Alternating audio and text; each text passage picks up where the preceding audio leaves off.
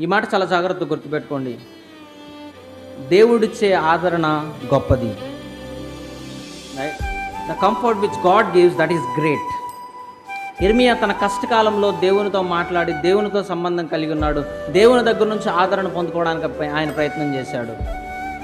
తర్వాత రెండోది ఏంటంటే, యిర్మీయా తన జీవితంలో పూర్తి నమ్మకాన్ని, పూర్తి విశ్వాసాన్ని దేవుని మీద పెట్టుకున్నాడు.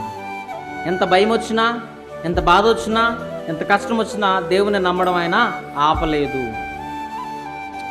మనకు అన్ని విషయాల్లో, అన్ని పరిస్థితుల్లో, అన్ని సమయాల్లో మనకు దేవుడు కావాలి. We need God in everything. కాబట్టి మన జీవితాలకు దేవుడు కావాలి. కాబట్టి ఒంటరిగా ఉన్నటువంటి మనం ఏం చేయాలి? మొదటిగా దేవునితో సంబంధాన్ని కలిగి ఉండాలి.